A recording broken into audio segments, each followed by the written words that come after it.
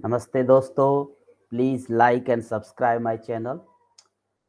आज हम डिस्कस करेंगे कि रीसेंट टाइम में जो सुल्ली डील्स ऐप और बुली बाई ऐप्स के थ्रू जो मुस्लिम वुमेन्स की पिक्चर्स को पब्लिक प्लेटफॉर्म से लेकर उनको मॉर्फ करके ऑनलाइन ऑक्शन करने की जो कोशिश की जा रही थी। वैसे तो ये क्राइम हेट क्राइम के नीचे आता है, लेकिन द क्राइम करने का जो तरीका है that is through the computers, and so it is come under the category of the cyber crime। यहाँ पे मैं डिस्कस करना चाहूँगा कि इस तरह के केस में किस तरह की प्रॉब्लम आती हैं, और you can say what are the crisis of the cyber crime in such cases। See, the facts of the case are like that some person has created an app named Sully Deals, और वो app जो है एक GitHub के platform पे create किया गया, जो कि एक ओपन प्लेटफॉर्म था। अब यहाँ पे क्रिएटर ने क्या किया कि मुस्लिम वुमेन्स जो हैं, जो अलग अलग प्रोफाइल्स पिक्चर रखती हैं अलग अलग प्लेटफॉर्म पे, और जिनकी ओपनली पब्लिकली अवेलेबल पिक्चर्स है, उनको लिया, उनको थोड़ा मूव किया और उन्होंने अपने सुल्ली डील्स ऐप्स पे डाल दिया। सुल्ली जो है वो डेरोगेटरी टर्म है मुस्लिम वुमेन्स के लिए, और फिर वहाँ पे उन्होंने ऑनलाइन ऑक्शन किया। अब यहाँ पे प्रॉब्लम क्या है ऑनलाइन ऑक्शन का?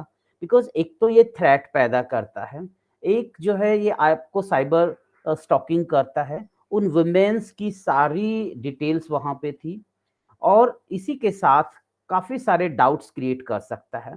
बिकॉज़ ये केवल 2 ही केस नहीं है, सुल्ली डील्स का केस दिल्ली में रजिस्टर किया गया, नोएडा में रजिस्टर किया गया, और एक सिमिलर ऐप बुल्ली बाई जो है वो फिर क्रिएट किया गया दूसरा ऐप, जिसके खिलाफ मुंबई में एफआईआर हुई। अब यहाँ पे हो सकता है कि इन फ्यूचर में इस तरह के और ऐप क्रिएट किए जाएं, और वो जो है किस तरह से हमारी जो समाज का एक हाफ हिस्सा है वुमेन्स की सिक्योरिटी को लेके, उनके रेपुटेशंस को लेके एक क्वेश्चंस उठाता है। उसी के साथ ये सवाल उठाता है हमारा साइबर क्राइम जस्टिस सिस्टम के ऊपर। यहाँ पे मैं 4 चीज़ें उजागर करना चाहूँगा। There are 4 problems in the cyber criminal justice system. First is the applicability of the Information Technology Act 2000। जैसा कि हम सब जानते हैं कि parliament has passed Information Technology Act 2000, and in the chapter 11 of the IT Act there are the offenses, and we generally understand that those offenses are cyber offenses. But if we see the understanding or meaning of the cyber crime or the cyber offenses, means those offenses which either committed through the computer, or it is targeted to the computer. When it is targeted to the computer, most of the offenses are covered under our Information Technology Act. But when it comes to the offenses done through the computer, then only there are some offenses that has been categorized under the IT Act, and rest are not. Like in this case what happened, that there was so much huge and cry, and हम सब लोग कह रहे थे कि इतना cyber crime हो गया। But when it was the point of filing the FIR, police के सामने पहले चैलेंज आई कि किस सेक्शन के अंदर एफआईआर रजिस्टर करें। So the first problem of the cyber criminal justice system is applicability of the information technology provision। इस case में बुली बाई केस में, that is as the hate crime that have the threat to the security of the women, cyber stalking, the offense against their dignity, offense against their reputation, etc.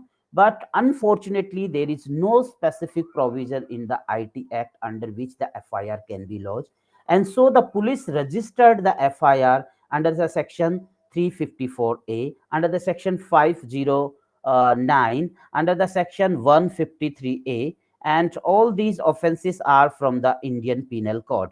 If we see that these offenses as covered under the Indian Penal Code, the only the medium has been changed, or the crime has been committed by the the different types, or you can say through the computer. Section 354A is the sexual harassment and the punishments of the sexual harassment. So the comment that were there on those pictures were in form of the sexual harassment. Section 509 of the IPC about word, gesture, or act intended to outrage the modesty. And Section 153 is related to the hate crime, promoting the enmity between different groups and on ground of the religion. Now, question comes that what is the problem if the FIR is registered under the IPC or it is registered under the IT Act? क्या difference है? The difference is that IT Act have some specific provision with respect to that who will be the investigating official and some other the particular provision. For otherwise, the CRPC will apply. And here there is particular provision that for an investigating officer cannot be lower than the inspector rank officer, because a sophisticated, skilled, and experienced person who know about the crime and all those uh, uh, technology is deputed for the investigation. So definitely that is not there. Unfortunately, the cybercrime has not been defined under any of the legislation. Only the Kerala government has defined those act, and that definition is very broad, covering that any activity that is done through the computer. Now, this is the first problem, that under which section FIR can be registered. The second problem is about the difficulty of the investigating agency. In these cases, in the Bullibai case, the police authorities caught only the promoters.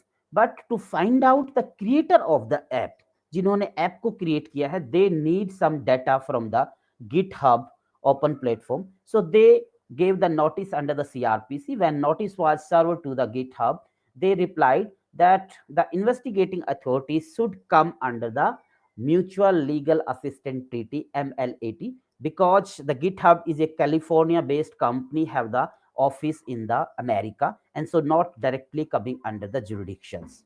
Now the third problem is about, and so there is the problem of the non cooperation. With this, the getting or going through the MLAT is a very lengthy procedure, and one has to go through the different thing. If you see in the case of the the Sulli deals, first the police has to make the report and give to the home ministry or home department of the Delhi government. Then Delhi government has to forward it to the home ministry of the central government, and then the central government has to give the sanctions. So it's a very lengthy procedure, completed in 6-7 steps, and it takes time. The third difficulty of the cyber crimes is about the anonymity.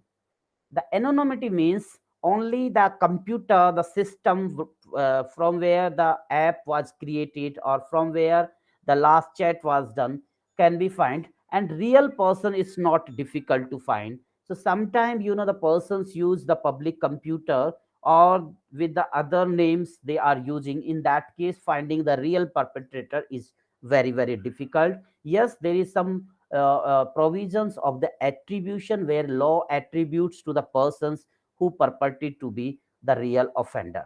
The fourth problem is about the jurisdiction. What happened if the offender who commits such type of the crimes is outside the India?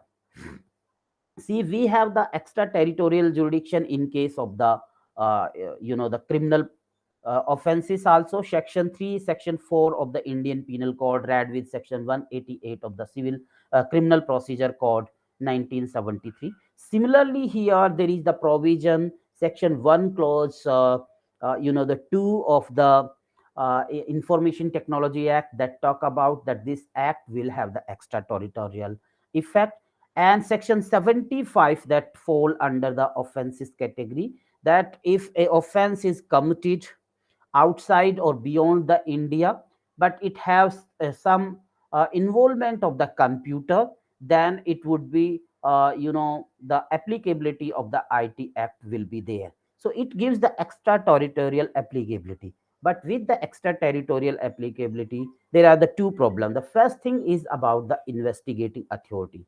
the jurisdiction starts from the moment of the investigating authority, and how the investigating authority will complete a task is again a problem. Even if the investigation is done, then how to get the custody of that persons to brought before the court of law is again a very difficult, because if a person is situated, is residing in some other country, one country can get the custody of that persons through the extradition, and that is also the difficult procedure. And so these are the four main the crisis of the criminal justice system. So guys, please like and share this video. I will come again and explain some other important topic. Thank you. Bye bye.